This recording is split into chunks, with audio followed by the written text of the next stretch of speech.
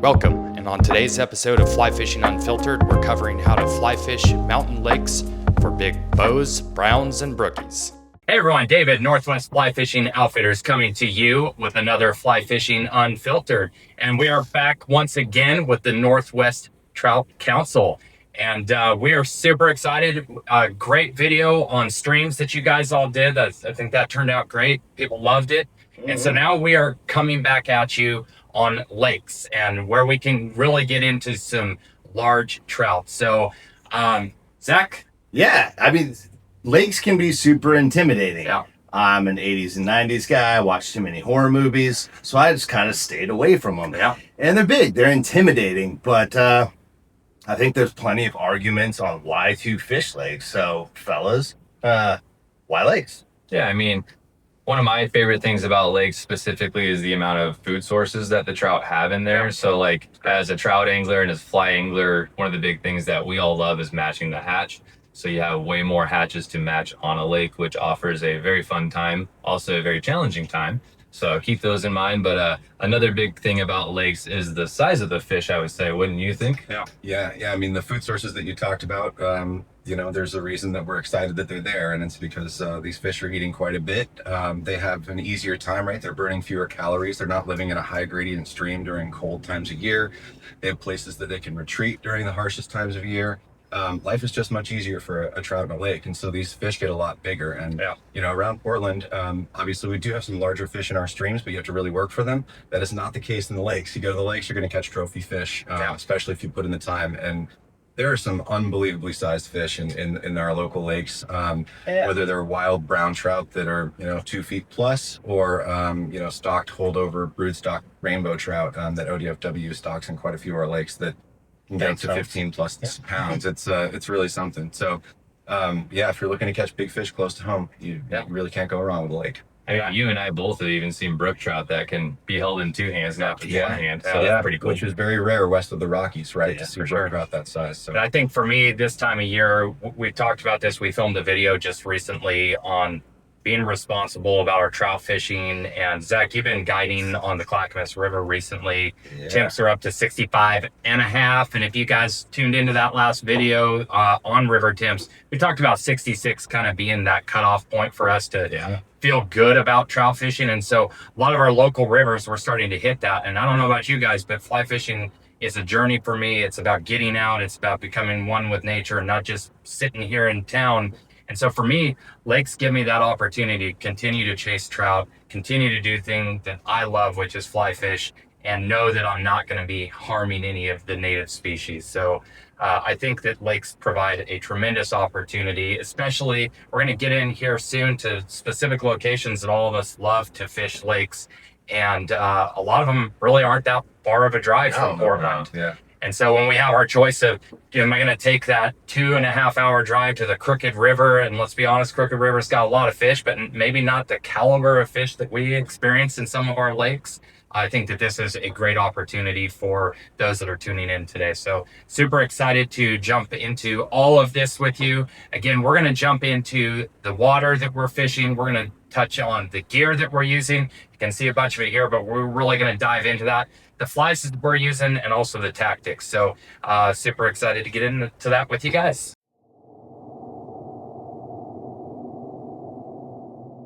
So we just explained why we like lakes, and I guess the next W is where. We're all going to go through some of our favorites. I'm going to start with, and I'm the guy who knows lakes the least, and so these guys have introduced me to a lot of amazing places. I'm going to start with Prague. I love that one. It was one of the first lakes I ever fished here. Conveniently located in a beautiful area. It's incredibly small, so it's less intimidating. You can walk around the whole thing. It's shallow. You can wade it. For a lot of people, having some kind of floating device is fantastic, but on some lakes, and like Prague, you don't necessarily need it. Right. It does warm up really quick, so I believe it's more of a spring and kind of early summer and fishery, fall. right? And fall as well. Yeah. We kind of take a break from it during the summer, but yeah, it's awesome. A bunch of fun hatches, and a good place for the pups. Yeah. Also like Kingsley Reservoir. It doesn't look like much when you pull in, but it's a sneaker. Once you roll out there, you get the same beautiful view of Hood as some of the more popular lakes. And the fishing's awesome, man. Just the shoals, everything around it. It's in kind of a cool area. You're close to Hood River. And, man, really love that place. Cool place. Yeah, That's it's a what great your place. summer fave. Actually, I do like some of the closer ones that a lot of people kind of avoid. They're a little bigger, which I think people avoid them for that reason. Yeah. Because as a bank angler, they can seem way more intimidating than the average lake. But I'm talking about Estacada Lake. I'm talking about North Fork Reservoir right here in the city of Portland-ish, Estacada. And also, I'm going to just go ahead and throw in, I do love Clear Lake on Mount Hood as well. Close to Frog and Trillium and some of those. But those three are kind of like real cool ones to me because they're super close to home. I can go after work to Estacada, North Fork. You can fish them from the bank pretty well. I'll go ahead and just throw out the culvert area at North Fork Reservoir, go explore it. But those three are pretty cool to me. And I will say they're a lot bigger than the average lake, so I understand the intimidation factor, but just fish the banks.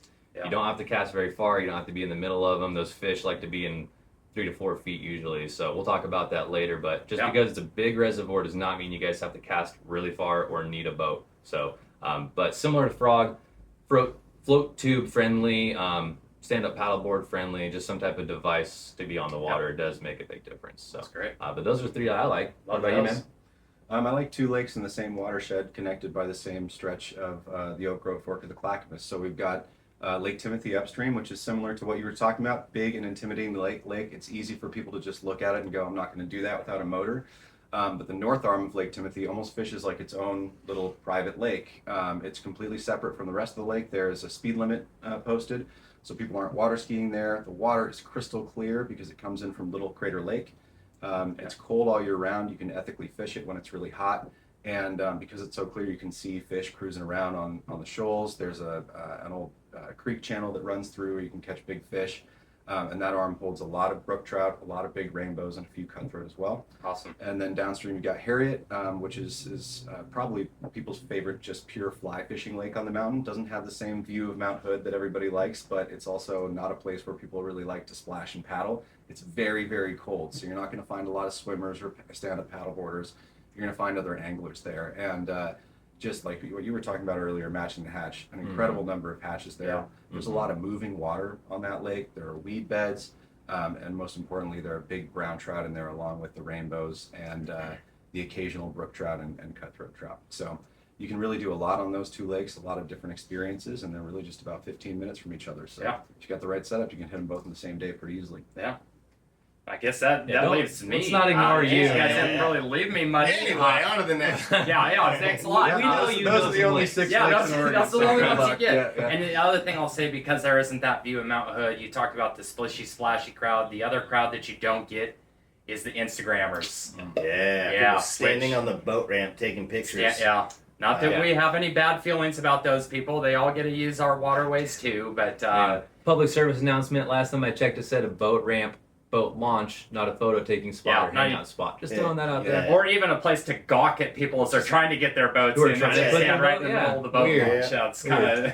Trailer on a trailer launch? No way. What are these people doing? Foreign. But no, what's your favorite lakes, man? I have 3 lakes that I absolutely love, and in fact, we're getting ready to do a shop outing trip that I think some of you guys are going to be able to be at as well. So I'm going to start with probably my absolute favorite, which is Lawrence Lake out of Parkdale. Close to that, also kind of similar to Joseph. A lot of my lakes are in close proximity to one another, so if I'm having a lousy day on one lake, I can jump to the next. So I start at Lawrence Lake, I go to Lost Lake, and then the third that's not a very well-known lake, but Wadham Lake. It's the headwaters for Eagle Creek that flows into the gorge. It's got some amazing brook trout fishing, and it's kind of a sneaky little spot. But in most of these outside of Wadham and Lost and Lawrence, we're looking for rainbow trout there. Lawrence Lake has a very healthy population of bull trout. So just kind of a PSA here. If you're out on Lawrence Lake, please be mindful. You hook one of those bull trout, release it quickly. Don't be taking photos of it. These are native. We need to be protecting these fish. We had a customer in here just a couple weeks ago. Phil, if you're listening, we're mentioning you. They were out on Lawrence Lake, and I think he said they landed 4 bull trout like in the first 15 minutes of being out crazy. there, Wow. which is crazy. I mean, I've caught bull trout out there, but nothing like that. So those three are extremely picturesque. They're great lakes. You are going to want boats for those. These are not bank-friendly lakes, so don't roll up out there thinking you're going to get a lot of casting in from most of the spots. There are a couple that you can get out and do, but those are my three favorites. Similar to Kingsley, though, the one thing, and I know that we'll talk about this a little bit in our tactics section, the one thing you got to be mindful of up there is the capital W word, wind. And that is not just capital W, that is capitals all the way across. There are times where I've been out on specifically Lawrence Lake, and it's not white caps, it's swells. Yeah. And my father-in-law had to rescue him. He got stuck and pinned all the way up against the dam one day because he got out past the cove, and he was in a flood tube, and I was in a boat. And I watched him as he's just kind of getting blown down to the dam, and he calls into a wall. Yeah. Calls me on the phone. He's like, I can't make it back. So I went and rescued him. So just something to be mindful on those lakes. You definitely, Kingsley is another one where those east winds from Hood River can really rip through there. So Yeah.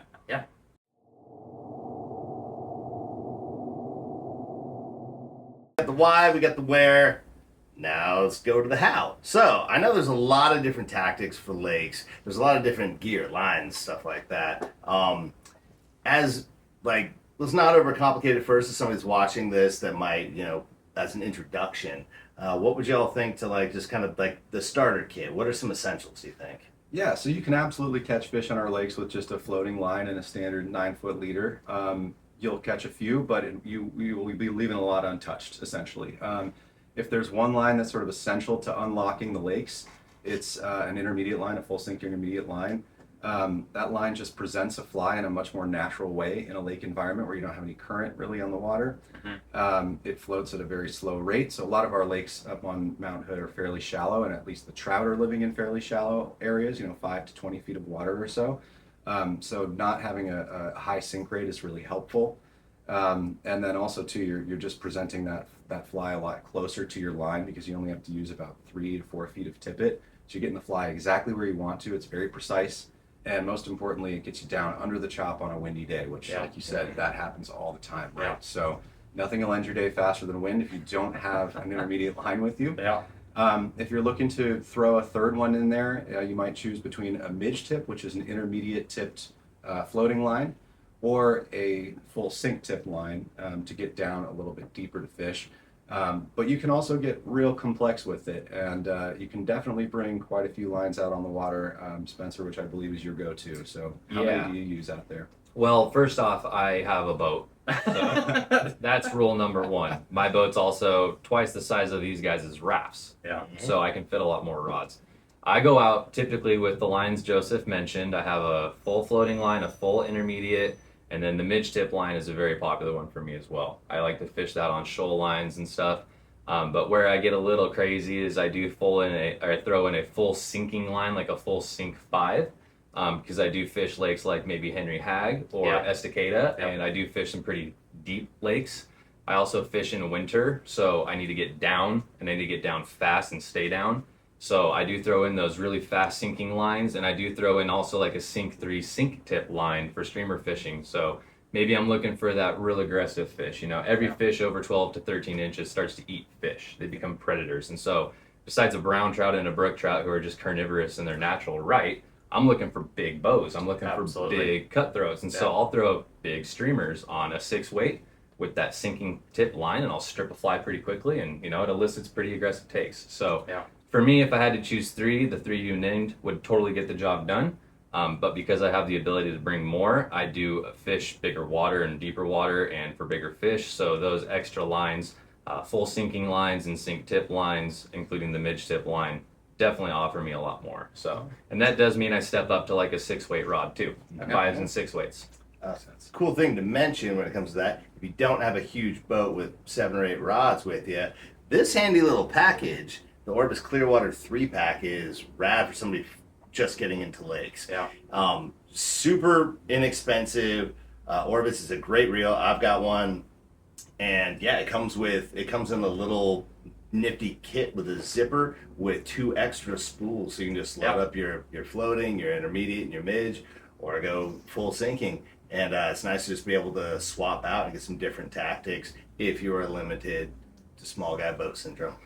I mean, float tubes are a great place for those. When I first started fly fishing lakes, I didn't have boats. I didn't even have a pontoon boat. It was a float tube that I found on the side of the road practically. It was barely floating.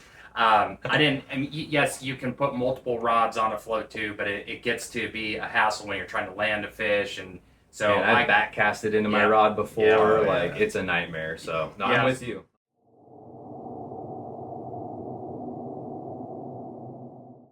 This is great, guys. The lines, that I'll be honest, is one of my weakest parts of lakes. Is you guys clearly know your lines extremely well, and I'm the guy that's out there with a floating line and a tip, or I'm with an intermediate sink line, and I mean, I'll be honest, just using 3 to 4 foot a leader is something totally new for me that I've never even tried. So I'm gonna have to put that to work.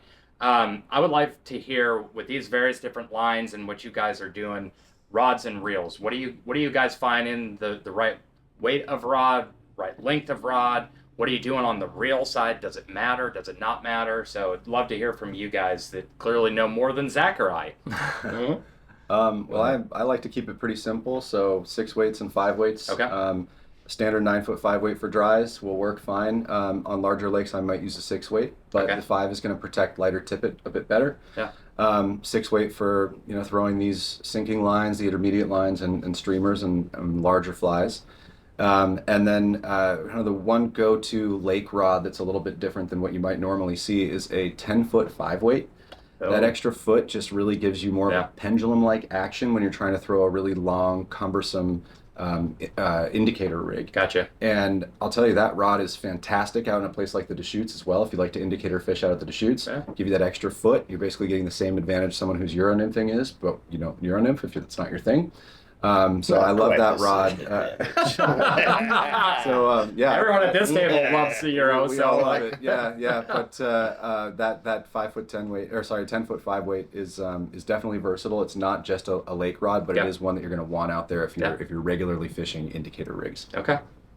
Yeah, I mean, I'm kind of on the side of Joseph there. I do think the 10-foot rod has a lot more play than the average situation does. Not only just for what he mentioned, the 10-foot advantages are, but like going back to the float tubes, pontoon boats, you don't hit the backwater as much on your back cast. You don't tangle your loops as much. You can open a loop better. You have just more reach ability with those rods. So mending on indicator setups is more beneficial. So yeah, the 10-foot rod has a lot of advantages in the Stillwater game, whether you're in a drift boat, pontoon, or on the bank, whatever. Roll casting ability is way better with them. So a lot of the time you're not going to have back cast if you're not in a boat. Those lakes are pretty much in a forest a lot of the time, so the roll casting ability is superior. But that's kind of where I would agree with Joseph, is the 10-footer is one thing that people avoid. They just kind of go with that 9 foot 5, and it does get the job done, but the best Stillwater anglers, whether they're competitive or just recreational, they use 10-foot rods. It's superior. Yeah. Again, it's learning something here, because I'm that 9 foot 5 weight guy. I think he and I were for a long time too, until we tried the 10s, and then you realize, like, oh my God, they make a difference. Yeah, and if you really want to amp up that 10 foot 5 weight, overline it with either a 6 weight line or a 7 weight line, and it'll really fly. Okay. Maybe help cut through some of that wind that we were talking about earlier, and throws those clunky indicator rigs over better. And I want to elaborate a little, just briefly. This isn't in this section, but I want to elaborate a little bit on the wind, because wind in fly fishing is like our arch nemesis. Like we're all like, oh, wind! I hate the wind. But let's be realistic. In lakes, wind is a trout's friend. Yeah. And it gives that chop on the surface of the water that makes them feel a little bit more comfortable, that they can come up in terms of the water depth, and they feel like they've got that safety, buffer factor from the birds of the air above. I mean, so also one thing that a lot of guys avoid, and what takes half of the intimidation factor out of the equation, is where the wind is blowing is where the food is going. Yeah, that's a great point. So we did the rods. Now, what about the reels? I've got some Hatch. I've got some expensive reels like Hatch and some Abels and Party. I know that as a fly shops always want to sell the best gear, but we also, as a fly shop that cares about making fly fishing accessible to all people, we know that that people have varying different budgets, and for me, it's critical as a fly shop owner that we're able to take care of people. So I want the brutal, honest, not, hey, we're working in a fly shop, we want to sell gear. I want the brutal, honest. What do we need to be using for reels? You guys want to go first? Sure. Yeah. Well, I think for me personally, and I'm not just saying this, I do think that maybe the one place that I most encounter needing a slightly nicer reel is on lakes, just because of the size of the fish. Oh. So, that's a good point. you know, a nice smooth drag, low startup inertia, things like that, that's going to matter. You also want to be able to like crank down on certain fish too, especially if you're using like 3x tippet. You can do that on a larger What if fish. you're really strong? If you're really strong, just how don't say strong? Okay, all right, yeah. You might I'm not just gonna- break everything. I'll just say you know? that's all right. Yeah. Or what if you only catch 6-inch trout like I do? Yeah. Then it's fine. I also really love to take a click reel out on a lake. Yeah. It's not the best thing to use by any means, but it's really loud and it's awesome, and everybody stares at you. That's what Yeah. you're looking for. Yeah. Loud pipes save lives. Yeah. Yeah. I mean, I'm like, I would agree with Joseph in the sense that when you start to figure out a lake, you do start to encounter larger fish where the drag can be beneficial, especially as a newer angler. A click and pawl is the last thing I'd want to put a brand new angler on like a 4-pound trout, because it's going to break your knuckles. You're going to lose tension right away. That fish is going to pull all of your backing as far as you can see. Because one thing too about lake fishing that makes it super fun for me is those fish have everywhere to go. It's true. They don't just get locked in a little home and a run, and you're not like going, man, this feels huge, and we pull it in, it's a 10-inch fish with current. You're looking at this thing going, my God, my rod's about to break, and there's no current. Like, you know immediately what you're into. Yeah, for sure. So drags do mean a little bit more. You know, I'm not saying dry a hatch, but like something like those behemoths or the Orvis reels, they do plenty fine. You know, if you're dropping $130 on a reel, you're in the game, in my opinion. Okay. Reels are personality in my eye, though. So like, if you really want to go have fun with them, don't be afraid to buy a nice reel. They're cool, and they're an investment in the fly game. So just consider that. But yeah, I mean, I think the drag's a little more important than people give it credit for. Other than that, go with what your budget can afford. I mean, what do you think? I agree, unless you just want to go for a ride in a float tube. Hell That yeah. sounds kind of fun too. Then do whatever you want. Yeah. You can get pulled around by those fish. That's for sure. Absolutely. I know. Yeah, I've happens. been pulled around in bigger things in the float tube, and it's it's surprising. If they turn the boat, you're like, Yeah. oh God. Yeah, that's when you know that's a big fish It's super for sure. fun. Yeah, dude. It's super fun. And to be honest, I didn't really even consider the drag system on some of these lakes for some of these larger fish. So I appreciate that. You know, again, we're a fly shop and we want to sell gear, but we want to sell the right gear to people. This is a lifelong journey for all of us. All of us sitting at this table have been fly fishing our whole lives, and we didn't necessarily start out with a hatch. And I love hatch. Hatch reels are indestructible, and my family is known for Destroying. So The only having thing their something- family hasn't broken mine yet. having something indestructible is good.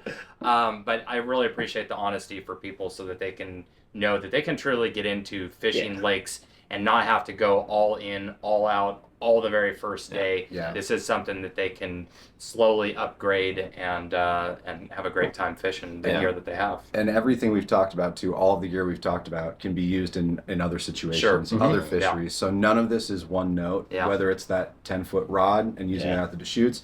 Your intermediate line is going to be great for sea run cutthroat in the estuary. There's uses for all of this besides just lakes, and so I think it's really worthwhile to make the investment. Yeah, it's great. Appreciate your guys' input on that. Oh, anytime.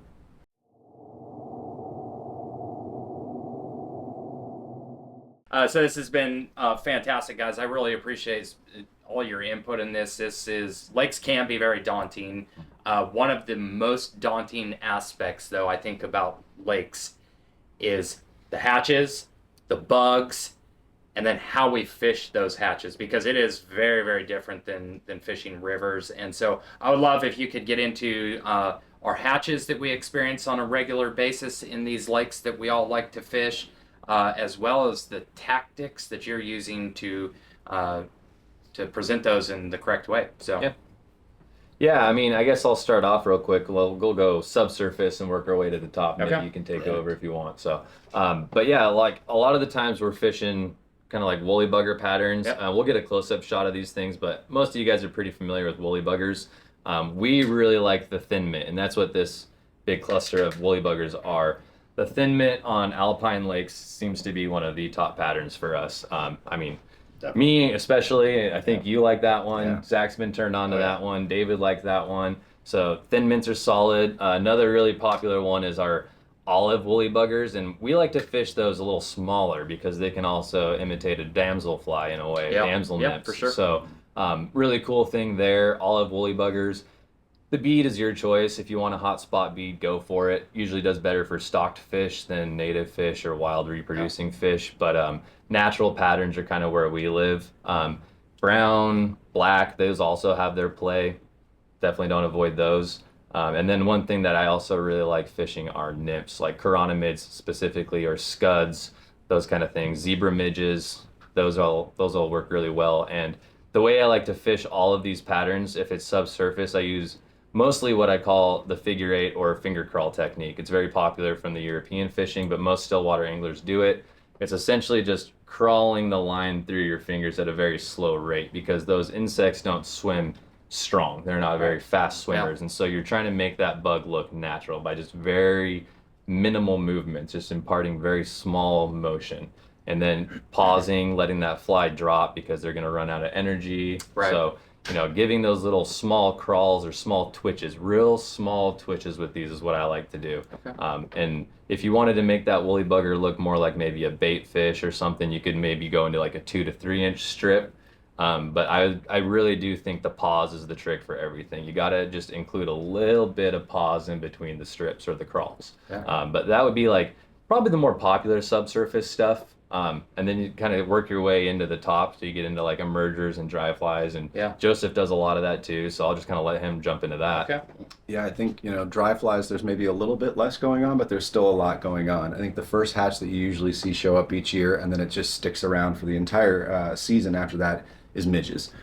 So fishing a midge cluster pattern like a Griffith's gnat is always going to be effective. If you can't see it, like I can't, drop it off something that you can, like a purple chubby. Yeah. Purple chubby doesn't seem to really replicate anything specific, but they will come up and eat it pretty much year round, so it's never bad to have that on there. The second fly that tends to show up early in the season on Mount Hood is Callibaetis. We have an early season Callibaetis hatch in like the May-June time frame, really thick. You might need a face covering. Yep. And then again, a little less thick, but maybe more productive in the September-October time frame, maybe even August, depending on what the year looks like. That can be a frustrating hatch if you don't have any patterns in your box, because that is all the fish are going to eat that 100%. day. It's the filet mignon on the menu. That's what they want. It's the green drake. Exactly. As the summer moves on, you're going to start to see terrestrials, especially on hotter, windy That's a good days. point. Flying ants, beetles, things like that, maybe even hoppers. And then as we get into September, you'll start to see October caddis out there. And so September rolls around, stop indicator fishing, because they are going to eat your indicator, especially if it's an orange one. They're going to come up and eat it, and it's going to just haunt you for the rest of your life, especially if it's a brooder and it comes up and you see the whole thing come out. So just go with your orange chubby that you'd use on the Deschutes during the salmon fly hatch and throw your nymphs under that and fish it and hope for the best. Yeah. What about like any soft hackles? What are some of your favorites there?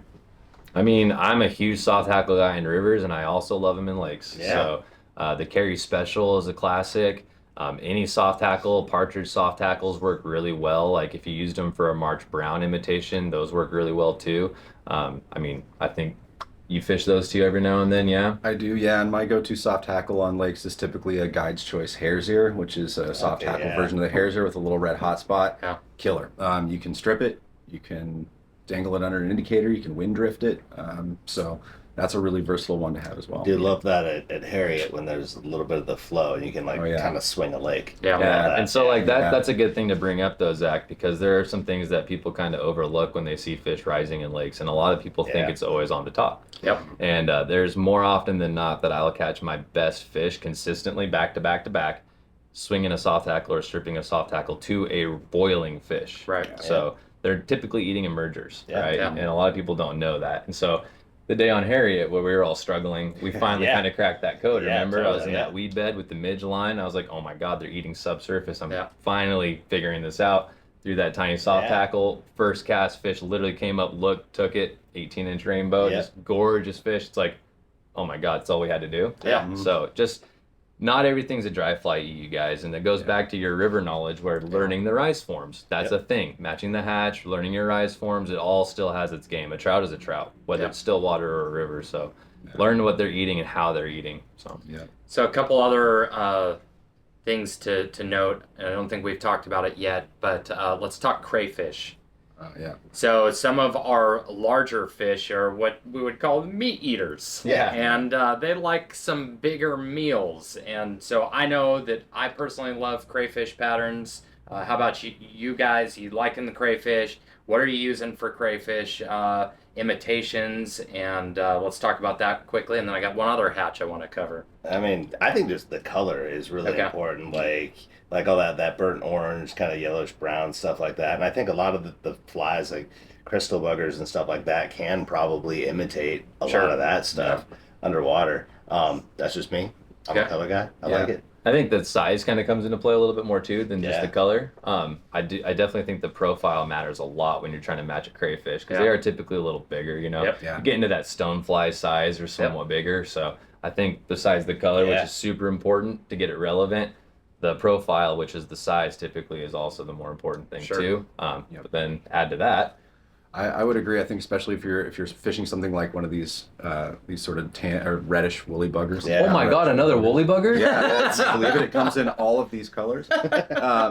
This is probably a little bit small, right, to be a crayfish, right? You probably want to upscale this a little Sure. bit. And I think that's an interesting thing to observe too, right? If you're at Lake Harriet and this fly is working really, really well, it's probably because it's replicating a leech. And if you go use a larger brown fly, same pattern, it's going to be replicating a crayfish, right, or a crawdad. So the only thing I would add to that is the easiest crawdads for a fish to eat are babies.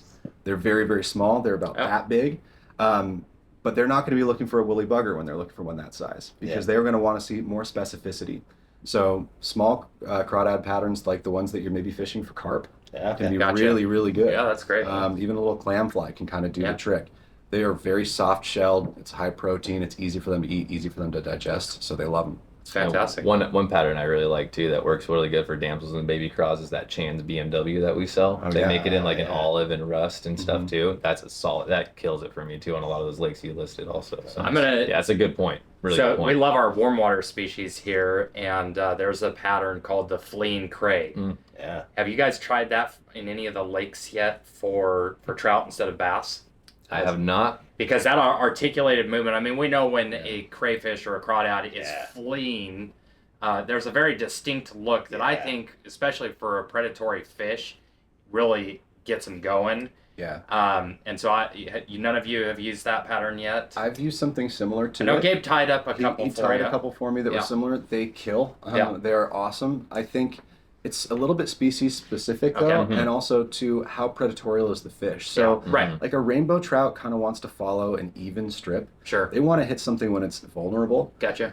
An ambush predator like a brook trout or a cutthroat trout, That's a good it will point. come out from under its lie and dart 20 feet. And I mean, if Yeah. it wants to get something, it's going to get it. You Gotcha. cannot strip that pattern too fast, Yeah. right? It's like a coho sort of. Yeah. So if you're stripping in around structure for those type of fish, using a fleeing cray, Yeah. giving those long strips, because that is how a crayfish moves, right? If you ever go scare one, it just Yep. shoots backwards. Shoots back right? real fast. Yeah. So you can kind of replicate that similar, that's that great. similar movement. Yeah. And then one last hatch that we haven't covered yet, and it is, in my estimation, it's kind of similar to the salmon fly, stone fly. It's a big, gnarly bug. As you can see, Joseph is holding the big, gnarly bug up there, and it's well known, but kind of not well known because it's a real tricky hatch. It happens at a very specific time of day when most people are already packed up and headed home. So who wants to tackle the hex hatch? I mean, we can split it up. But basically, the Hexagenia, it's a giant mayfly. Yeah. It is, like you said, it is the Stillwater salmon fly, basically, Yeah. for these trout. The biggest trout come alive. They love these bugs. To David's point, it's very difficult to fish because it happens in the dark a lot of the time, very end of the day. Most guys are heading home by 7, 8 o'clock, and that's when it starts to get good. So more often than not, you'll see this false hatch happen 6:30 to 7. They start to come off. You think it's it. Nothing happens. 8 o'clock rolls around. It's getting more towards like dusk, right? And all of a sudden, it just becomes alive. Yeah. Those fish start boiling like crazy. Bugs are hatching like nobody's business. The males and females are meeting up and laying their eggs real fast, and spinner falls happen pretty quick, and everything just becomes insane. So definitely keep that in mind. The Hexagenias are solid. There's Clear Lake, Lost Lake, what's the other one I'm thinking of? Timothy. Timothy. Yeah, Timothy. Yeah. Those are like our 3 more popular ones. Yeah. Dry fly action, super solid, but there's also like the nymphal form of them too. Yeah. And so why don't you go ahead and explain kind of like how their life cycle works? The Hexagenia is a sweet dry fly, but you can still nymph for them too. Yeah. Yeah, so you can kind of tell if there's hexes in a body of water, because if you go along the shoals and the littoral zones, you'll see these almost honeycomb patterns where they're hatching out of the substrate. It's very cool to see. It's very dramatic. Obviously, they're fairly big nymphs as well. You can fish the nymphs throughout most of the day. But what's really, I think, spectacular about the hex hatch is that 8 o'clock time that you were talking about, where it really just starts to boil. You know, you were talking about 80s and 90s horror movies. It's got some Piranha 3D vibes out there. It's like boiling That's water. what If you go out there, the trout will just rip your flesh off. Yeah. So you got to stay out of the water. But, you know, Yeah, absolutely. that's really the time to do it. I mean, you could go out there, you could fish the nymphs. Why? You know, Yeah. I'd rather strip a woolly bugger for most of the day and go Yeah. out there and fish the dries, and then obviously some soft tackle patterns, maybe just subsurface during. Throw it during behind the dry if you need right to, or behind the something. dries. Yeah, exactly. But that's It's sort of like after workers thing, though, It right? really Like, is. You could go It right really after is. work now and go hit this hatch. yeah. I think for me, the one point that I want to drive home is it is a night hatch. It is an evening hatch, and It's it an is evening literally thing. like that last hour of daylight and beyond. And so what I see a lot of people on lakes is they get frustrated. Mhm. I haven't seen a dry fly. I haven't seen anything. I'm just stripping woolly buggers, and I'm trolling around a lake, and they start packing up right as things start getting good. And I think for me, that's, a takeaway I want our listeners to hear is like, don't give up. I mean, stay the entire day unless you've got the honey-do list at home, or you've got to be home for something. Missing that last hour of daylight literally could be the difference between a mediocre day and a day that is going to have you dreaming that night about big eats and big fish. Yeah, I will say that for damn near every body of water. Yeah, that's true. So Stick it out. man. that's fishing, right? And like I agree with you on that. And also, like, one big tip with Stillwaters is you have to have more patience than rivers. Yeah. Yeah. It's a way more infuriating game because you think it'd be more simple. They're right here, Yeah. right? There's nothing going on. There's They're nowhere right here. for them to go. Why can't I do it? They're eating off the top. Why isn't it happening? Why Yeah. not my bug? How come they're getting them and I'm not? Like, just be patient. Be very patient, because when it clicks, the aha moment is insane, and you will go from 5 fish, no fish maybe, to lights out. You can't keep them off. So, but one thing I do want to add to this hatch that's really important is, like, the time we're filming this video is July 11th. Yep. It's prime time. Right now, You have a 2-week prime time and then another month of good Hexagenia hatching, I would say. But this is like go. So again, those 3 lakes are Timothy, Clear. Lost. Yeah. Timothy, Clear, and Lost. we do 4, but we ran out. We ran out. I don't count. I don't count. You guys just throw me off the council. You know, you were talking about, You've been voted off the island. To the gulag. Rock the That's plank into the amazing information, guys. We really covered, I think, most everything from bodies of water that we're fishing, tactics, lines, rods, reels. Is there anything else that you want to say as we kind of get ready to wrap this video up? I think maybe one thing I would throw in is for people who like to troll stillwaters, which is a really effective way Yeah. to find fish, to catch fish. A lot of the smaller fish are going to come right at you when you hook them. Yeah. And especially if you're not a float tube person, if you are in a boat and you're using your oars, it's going to take you a second to grab that rod. The best thing you can do when you see yourself starting to get a bite is throw 2 really hard back rows That's a great point. and just set the hook That's that a great way. point. Yeah. Also, another good reason to have a reel with a drag that you can crank down on is you're going to hook that fish, versus if you got a click reel like I like to do just because I'm an asshole. Yeah, that's it'll Robin, just man. boom, it's gone. Right? You just want everyone to look at you. Yeah. That's really all it Yeah, boils look down at him, to. though. Exactly. Why wouldn't you? Why wouldn't I want everyone to look at me? I Any- just follow him around when I see him on the lake. Any other tips that you have for the listeners? Be patient. Yeah. Like I said, I really think patience is a thing. Just go out there, have fun, be observant, be really observant. Learn your shoal lines, and the fish aren't as deep as you think. Yeah. And then touching on that, depth of water, 4 to 6 feet, kind of is your guys' sweet zone. You can get them deeper, like Yeah. Joseph said. They can go down to 20, but I mean, the whole point of fly fishing is to not have to go super deep, Sure. right? Like, those bugs don't need to go that deep. Sun doesn't penetrate more than like 5 to 6 feet of the water anyway, Right. and that's where the bugs become alive. So, like, quite frankly, the heaviest bug sources are always going to be 5, 6, even Yep. shallower. Yeah. So I genuinely think you don't have to go deep. Yeah. You can get them deep when they want to be deep, but you don't have to, especially right now. I mean, And there are some time. lakes that we'll cover later next, probably spring, like Lake Billy Chinook, where we're going for some big ass bull trout. And we're Yeah. talking like big ass bull trout. And those ones we are getting down. I mean, we're doing 20-second countdowns with some heavy sinking lines, but it's a different type of. Yeah, and I mean, fishing. maybe we'll do another video on like a Yeah. deep suspension type stuff, because Yeah. there are times where like I have the slip floats here. We didn't talk Yeah. about them because it's not relevant to what we're talking about, sadly. But these things for like over 10 feet of water, you could fish 30-foot lakes with a slip float and still get them and land them by yourself. You don't have that bobber suspended that deep. So I mean, there's ways to fish that, and I think we should definitely cover that. But Well, we're going to cover that, but we Yeah. got to keep the suspense, right? We got to keep people coming back. Oh, So 100%. that's definitely something we're going to stay cover. tuned, because Yeah, that's stay coming tuned. mostly wintertime. And how about you, Zach? I say get weird, man. We mentioned a lot of names of places, how to do it. Don't listen to us sometimes. Go out and figure out your own thing.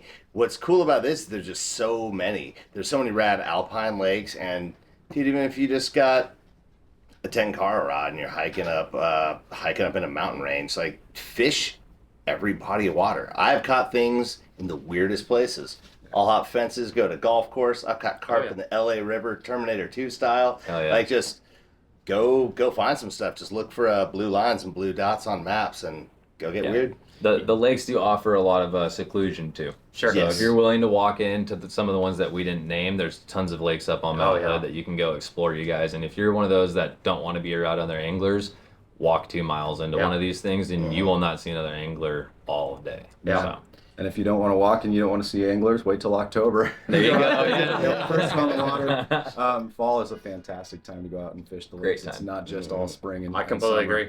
Yeah, some of my best days on lakes have been when the weather is the absolute shittiest. Absolutely. The wind is Absolutely. ripping, the rain is pouring, maybe it starts snowing up on Mount Hood, and you're like, what am I doing here? And it's just like unreal fishing. So Yeah. definitely don't be turned away or shy off from that. And these are the lakes that we gave you all. These are some easier to get to lakes, some lakes to hopefully have some success early on. But there are absolute kick-ass hike-in lakes here that, like you said, you're just not going to see people, and the fishing is phenomenal. So explore. That's what we do. It's how we've come to find all of these lakes for the most part. Go explore, have a great time. So we appreciate you tuning in. I appreciate you guys, Northwest Trout Council. You guys are rock stars. I still can't believe we came up with the nerdiest name we could for this group, but that's still okay. Make sure you hit that subscribe button. We've got lots of content coming out. We're going to do a lot of guide tips and tricks. We've got a lot of product reviews that we're going to be doing, and not just like, oh, these things are totally cool, man, because we want to sell you stuff. We're going to give you our 100% honest input on like the good, the bad, the ugly. We want you to be informed anglers, and so be looking for those, as well as some news. We've had a lot of news coming out from the federal government. We didn't lose our public land. Amen. Yeah. There's going to be some changes to boats coming up here. That the state of Oregon's changing laws on boats, so there's going to be increased registration fees. There's going to be new boats that have to pay for invasive species, and by new boats, I'm talking even inner tubes, paddle boards, whatever. Yep. Paddle boards. Everyone's going to share that. So we've got a lot of stuff coming your way. Again, make sure you hit that subscribe button. Tune in to all of this. Remember, this YouTube channel is for you. This isn't for us to sit in front of the lights and look pretty. Kinda. A little bit for Joseph. Joseph for sure. This is truly about you. So we love doing these videos, and we appreciate you tuning in today to Fly Fishing Unfiltered. We'll see you next time.